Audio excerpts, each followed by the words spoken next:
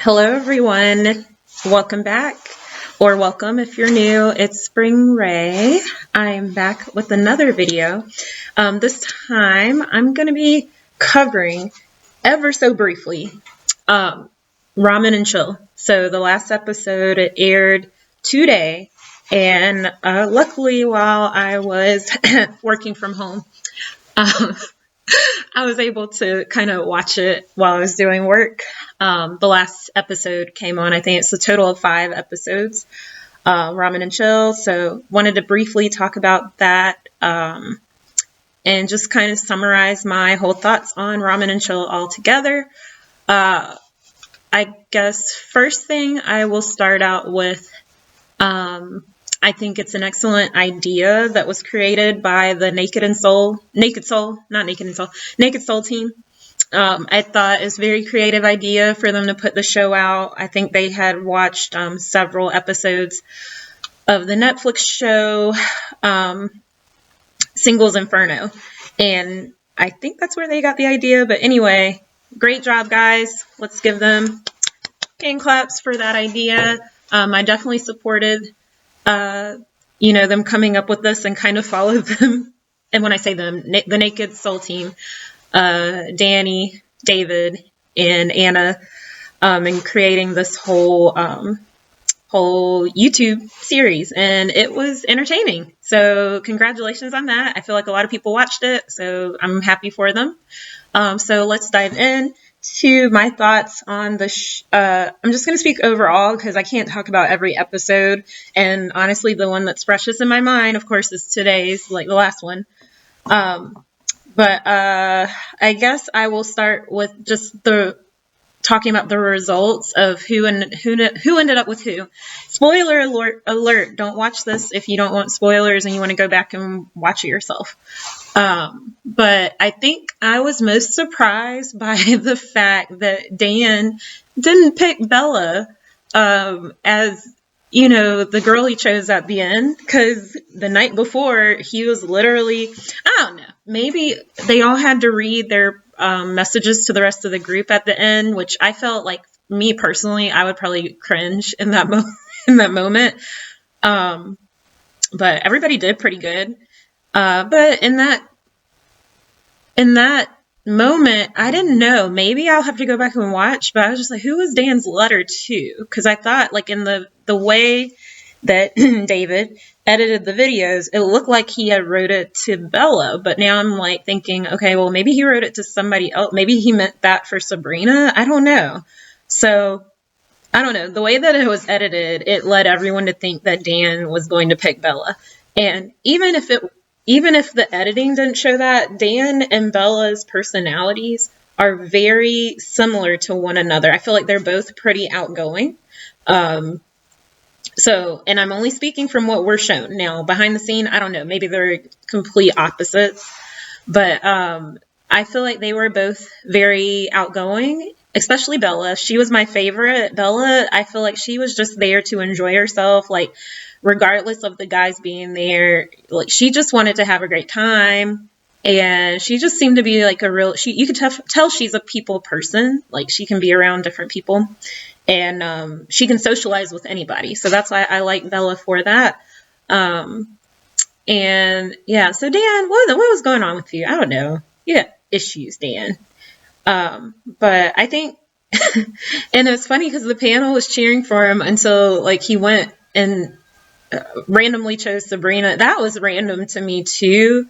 Again, just because of the build-up between him and Bella from the last episode. I don't know. They were only there for, like, what was it, 3 nights, if that. So it's really not a lot of time, I think, for any of them to really get to know each other. But it's a show. The other couples, Erica and, let me find his name. Okay, let me go to I added all of them on. Look, this is coming from the Ramyun Chill page, all the extra noise. But I added them all so that I could keep up with their names. They have their own individual IG accounts, Instagram accounts. Okay, let's start with KJ and Tiffany. KJ and Tiffany. If I had to choose my least favorites, as far as just watching them in the show, not them behind the scenes. I don't know them personally, but in the show, I would say they would have to be my least favorite because of the fact that they just can't, like Tiffany from the very beginning, I don't know. And again, this might be David, how he edited, but she just seemed like she did not really care to be there. Whereas everyone else, including KJ, they kind of showed more of like they were ready to be on a dating show. I didn't really get that from Tiffany from the beginning. I got it from like she was just kind of there, kind of just to chat with the girls mainly. I mean, she chatted with the guys too, but like I just feel like she didn't really show much of like an romantic interest in the guys. So for her and KJ, like I knew he was gonna pick her because he had gone on like 3 episodes saying that he liked her or whatever. But I was surprised when she picked him, especially after knowing how he was. Like, I don't know if that was scripted, but I'm like, Bella literally told her that he was saying that he wasn't that interested in her, but I don't know. Maybe they had a conversation off screen. So, them leaving together, I was kind of like, they kind of deserve one another just based off of their personalities. I would describe them, and again, this is just from what we were shown, as like having, like the personality seemed a little dry for like the camera, the camera, and stiff. KJ was not attracted to me at all because of his personality. Looks wise, yeah, he's okay. I thought that Dan was cute, looks, and then just his personality. He's goofy. I like goofy guys, and he would be the one I would just turn to all the time and be like, shut up, but in a nice way. But he seems goofy. And then who else? Oh, okay. Let me get names right. Hold on. Okay. And of course I add them and then I can't find them on here. Yeah, I wasn't interested in KJ. I was interested in, how do I organize these? Here we go. Okay. Raching. His IG is Raching Hawk. I'm probably butchering that, but he was the one that came in later and where Dan did I can't even imitate the Gulp clip. But he was the one that came in late, and he was a pretty attractive. He seemed like a very sweet guy, but I didn't hear enough from him. That language barrier came in where I mean, he spoke a lot of Korean, so I didn't really know too much about his personality. I only know that he liked to exercise, but I thought he was cool. And then, oh gosh, the other 2 guys, who was Sonya with? Sonya and, let me see, is this him? No, this is the guy that was with Erica. What's the guy's name that was with Sonya, y'all? Why does he not have an IG? But anyway, the guy that was with Sonya, I thought he was really sweet and cute, and he was very shy because he's been in some of the Naked Soul videos with Anna. Anna's interviewed him, and he's been kind of shy to come on camera. But he's got kind of that goofiness to him as well, so I liked him for his personality. Style-wise, look-wise, not necessarily my style, like for guys, but his personality was really sweet. The sweetest guy I feel like on the whole the whole show was I gotta go back here. Hold on. Man, this thing keeps changing up on me. I thought it was his name is Channy Chan on here, but he's the one that ends up with Erica. Sorry, y'all, not Korean, so Korean names, I may butcher them. I don't mean to. But I thought he was the sweetest guy because he just all around, like, he tried to. I give him effort for always trying to speak English and, taking the time to truly get out his thoughts in English, too. So he did a really great job. Um, did I miss anyone? I don't think I did. And like I said, Sonya and the guy, I forget his name, y'all, but I feel bad forgetting his name. But I thought they were a cute couple. They were both kind of like very unique personalities. And so I was just like, oh, that's pretty cool to see two like really unique personalities to come together and just be like, passionate about one another. So overall, I was just like, okay, that's cool. My girl Bella, definitely, I feel like she deserves like an amazing guy to be with and someone just as like fashionable. Because if I had to choose who was the most fashionable out of the girls, I would have chose Bella, hands down. The other girls, like I said, Tiffany, her fashion is probably a little similar to mine because I'm kind of boring when it comes to my dress. I feel like sometimes I need to step it up from like just the plain, like neutral colors. So I give Bella props for that because she had like some nice fitted styles that had bright, like pops of color in them.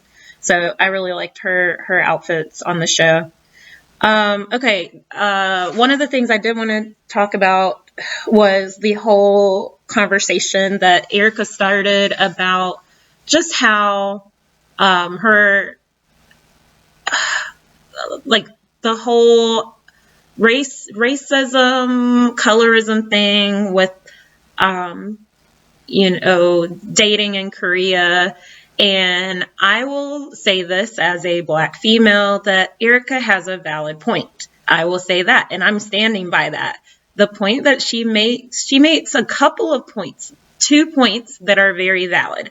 One, she was expressing from her perspective going on a international dating show, and throughout, I would say at least the first, second, if not even third episode, it was definitely first and second episode, to see all the Korean guys on the show gravitate towards the one girl that was there that fit like the Korean profile. She has a valid point. And I think what happened there is, with the whole conversation, is how she worded it. How you word a conversation can make a big difference. And so I think that's where the issue was. It wasn't her points that she was making. Her points were valid. And like the other point that was valid is that, yes, like it's shown time and time again, throughout media, TV, pictures, everything, that the tendency that for especially Asian men to go for more, especially white, if you're talking about international women, to go for white women over Black women. That is very valid. If anybody told me that was not valid, I mean, I would say they're either lying or ignorant. So I stand with Erica on that. I think that where the issue came from her, where she could have come about it a little bit better, is just her wording. Because a lot of people were hitting on the fact that she was trying to say that she gets more, she's not used to not getting attention. Like, she gets more attention where she's from. And I think she might have said that, correct me if I'm wrong, but I think she might have said that in the episode. But I think a lot of what she said was coming from a place of frustration. And I think when we're frustrated and angry, we don't think about how we're wording stuff, and it comes out not how we really wanted to portray what we were trying to say. So again, I don't feel like it's right that so many people attack her, because she's stating facts, like, and so that's why, for Dan, I get what Dan was saying, like, she turned him down So she did turn him down. So she has no place in saying like why Dan would pick someone else over her, because he did give her a chance to like go out and talk with her. But I feel like Dan did not fully, be honest about, again, the whole international dating and what Asian men prefer. So that's how I feel about that whole situation, because that was a major issue, I think, that came across. I'm trying to think what happened with Tiffany that was so much of a buzz. Oh, okay. And that was the other thing I did hear. And I wasn't happy with like some of it was a video that I saw posted on Naked Soul, and I was kind of rubbed the wrong way about how like I feel like when I watched the video and it had some of the cast members from the show, and it was kind of about how Tiffany was portrayed and how people were attacking her online. And of course, people attacked Erica as well. But I feel like the panel was thrown under the bus at one point, and I was not happy about that, because the panel did what they were supposed to do. So you cannot put blame on panel members for giving their honest opinions, especially when you ask them to give their honest opinion during the panel. How can you tell someone to give an honest reaction when you are going to literally like block everything that they're going to say if it's negative? They are not responsible for the people that are sending nasty messages online. They have no control of that whatsoever. So I just want to give claps to the panel, because I thought the panel did what they were there to do, and they gave their honest reaction. And you don't want a panel that's going to sit there and baby grown adults, because everyone was an adult on the show. So what I would say moving forward is to have, let everyone who's invited on the show be aware. And I mean, everyone these days should know that not everyone's going to like them. There's always going to be haters. So you want to have strong individuals to be on the show. And I'm not condoning death threats or bullying online. But again, that is not the panel's responsibility. They're not the ones stating go online and bash this person. None of the panel went on and said you need to send this person mean messages. Nobody said anything about saying anything to them online, period. So I did feel a little disappointed with the Naked Soul team as far as going after kind of backtracking, because I watched in one video where they talked about being excited about having a really honest panel and who they were going to pick for it. And then hearing another video where they backtracked and said that some of the comments were way out of line, da-da-da-da-da. I really feel like that's kind of being a little hypocritical. So again, I thought that the panel did fine. They were honest, and they were saying what I've seen other people comment, exactly what I was thinking in my head about, what they're seeing on screen. That's what we have to go by. So some of that too, maybe thinking in the future for the next season, how are the videos edited? Are they edited to make viewers see this person a certain way? There's so much that goes into that. You can't just put it on a couple people. But again, they definitely need to go after those who are bullying and threatening, if that's what's happening. I believe it was happening mostly to the girls. So yeah, but I'm so excited about there being a season 2. If I had more courage, I would love to be on the show, not for the Ramyun and Chill part, because that's not me, but just to go to the location and just to have a break from regular day work, nice vacation spot. And Bella and Dan seemed like they had a whole lot of fun on that boat. So maybe getting the boat ride would be nice too. Just to go to Korea would be nice as well. So any other thoughts that I have for that, I think I pretty much covered everything I can remember. So, hopefully I didn't miss anything. Those are the main things that I feel like the main pieces, concerns that came up during the show. But overall, it's a great show. I would recommend going to watch it. It's fun.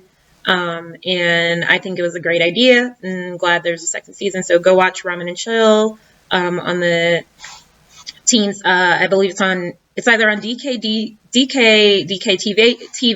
can't talk, DK TV. I sound so southern.